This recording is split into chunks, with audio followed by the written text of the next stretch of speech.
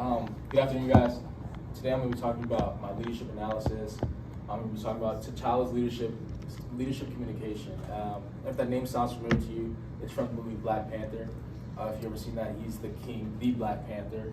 And in this movie, there's a speech that he gives, and I'm going to be showing it to you guys here. All right, 3, 2, 1.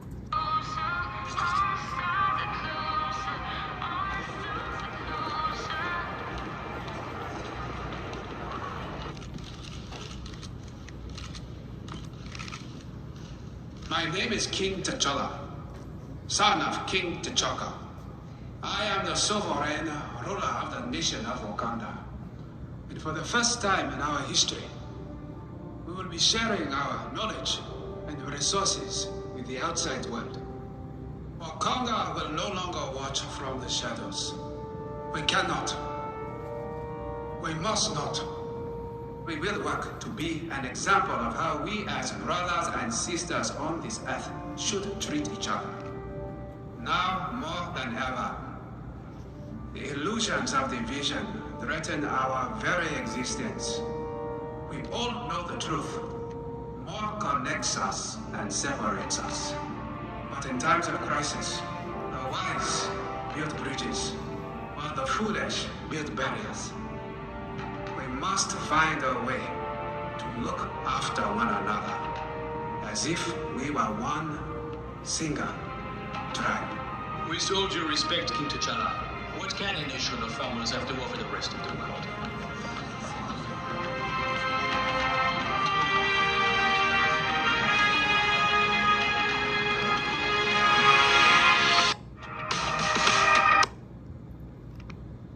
So that's the speech. So let's talk about the wise build bridges and not barriers quote that he said. And I just kind of want you to think on that and what makes that important. So today's purpose, I'm going to be talking about and providing an analysis of T'Challa's speech using Aristotle's 3 persuasive techniques, or persuasive appeals, ethos, pathos, and logos. I talk about his use of persuasive speech, and I'm going to be identifying some of his persuasive appeals. So this analysis is based on concepts that I learned throughout the course this semester, and specifically rhetorical strategy and persuasion techniques. So logos. The definition of logos is the use of logic and reasoning, and the evidence to persuade an audience. T'Challa uses logos to justify why Wakanda must change his global stance, or his global stance. So he explains that Wakanda has an isolation problem. They have all these resources and everything that they have hoarded throughout all these years, throughout the birth of Wakanda, and it's made their country, their land great and phenomenal, and caused them to have just technology much more advanced than what we have in the regular world, and it limits the global progress. So it's cause and effect reasoning.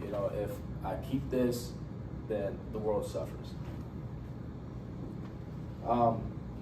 He explains that isolation has created division and limited progress, and his logical argument is remaining hidden does more harm than good. So remaining hidden from the world and not letting the world know that they have all of this vibranium and all of this, all these resources that they can be sharing does more harm for the world than it does good.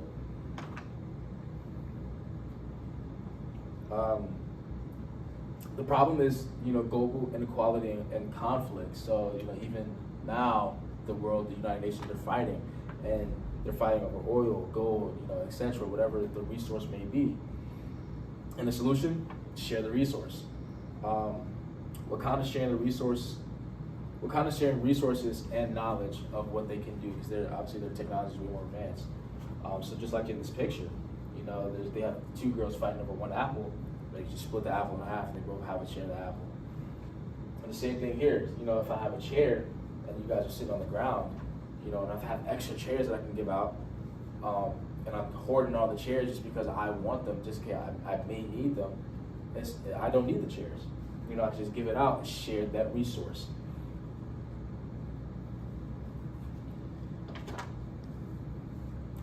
He emphasizes that cooperation and rational necessity is a rational necessity in a connected world. You can't get anywhere. You can't get to the top of the mountain without help. You know, whether it be help from your grappling gear or help from another person or whatever the help may be. You always need help to get to that top of the mountain. You can't do it by yourself.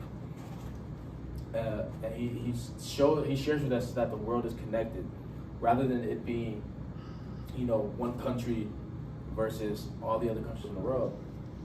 We all are the same country, and in this universe, obviously there are other things that goes on that kind of influence this decision as well, like there being aliens from another planet and warlords and gods and all that, but in this fictional world, he's rationally thinking about a future where Earth as one country as one world can be connected.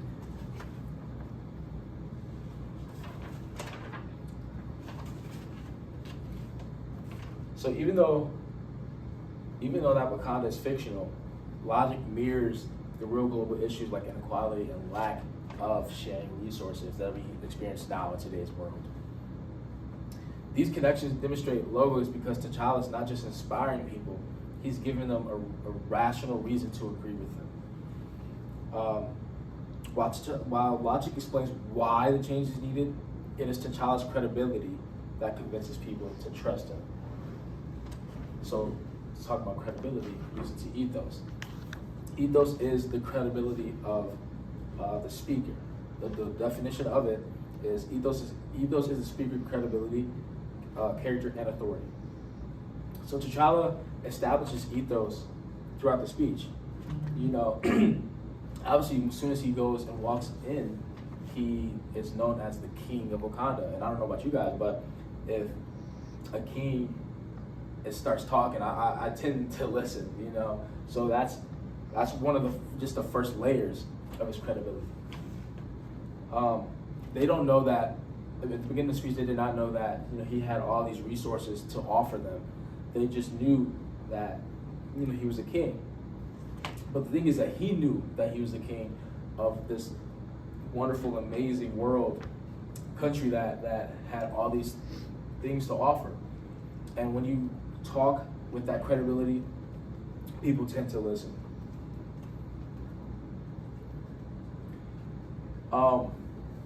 So like I said, he's the king of Wakanda, who represents a powerful nation and a strong leadership authority. He admits that Wakanda has been isolated and implies that it's time to change. He notices that he had this problem but before it's kind of wrestling through himself about it, and whether he should share the resources or whether he should not share the resources. But he ultimately obviously decides to share, and he tells the people of the United Nations. He didn't keep it a secret. He was like, hey, we've had this, we've known about it, we just didn't want to do anything about it. But that's just the past generations talking to him about the same thing. So this shows honesty and growth with the community with the United Nations in the meeting. It shows honesty and growth. Now they're more likely to believe him and trust him because he, admitted his faults before he could, come up with a lie.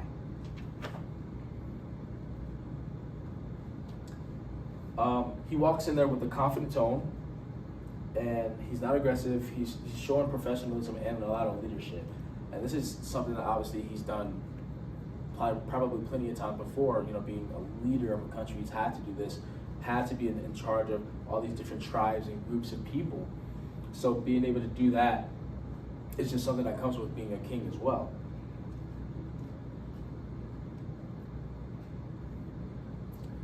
So these elements demonstrate ethos because they show why the audience should believe and trust that T'Challa is a good leader, trust him as a leader. His leadership feels authentic, and the message becomes a lot stronger when thinking about what he has to offer. So like I said, while logos appears to the mind and ethos builds trust, it's emotion that ultimately moves people to act. So pathos is the appeal to emotion, values and beliefs. T'Challa's speech is most powerful through his emotions and emotional appeal. You know, he talks about wise men build bridges, others build barriers. So this part of the speech creates a vision of unity, and it kind of like makes them think a little bit. The people of the United Nations makes them think a little bit like, well, yeah, wise men, they build bridges, so why are we not mending bridges with each other? Why are we, fighting over resources, what we call could be sharing the valuable resources? It creates hope and unity. Throughout the world, it creates hope and a brighter future and a brighter vision that we may be able to see, or that they can probably try to see or reach in that moment. And it creates a sense, he emphasizes that all nations are connected, and that we're all one humanity. Like I said, in this kind of universe, there's all these other different things, all these other different things, these beings, and extraterrestrials that kind of come and attack the world.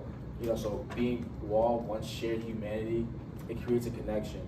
Not one country is better than another, not one person is better than another. But it creates a sense of belonging and global responsibility that people may be able to create and help one another out.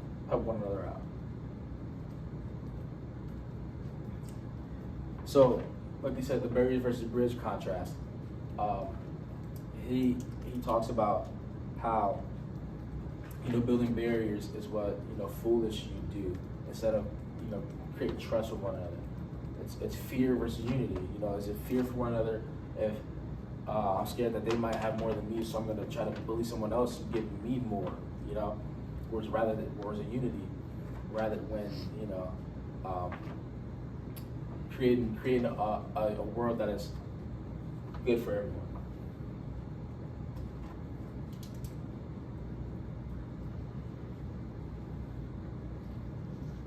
He paints a picture for a better and more unified world, for a better future, and for peace and cooperation.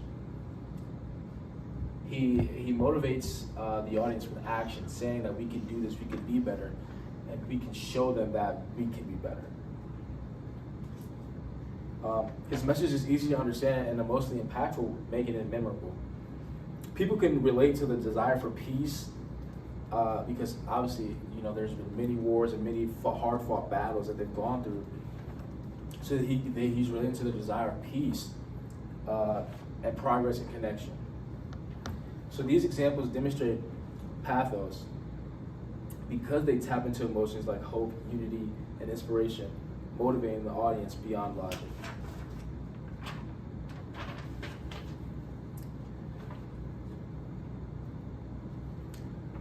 So, it appeals to audience emotion, it creates inspiration, encourages action within the audience. Now they want to go and jump on, being able to talk and create connections and create new friendships and help each other be better, creating a world more unified. So, conclusion, today going through T'Challa's speech, we examined his use of logos, ethos, and pathos, showing how each appeal contributes to his effectiveness as a leader. So going back to the opening line, the wise build bridges, and T'Challa reminds us that great leadership communication is not just about presenting ideas, to one another and giving ideas, because anybody can give ideas, that's normal.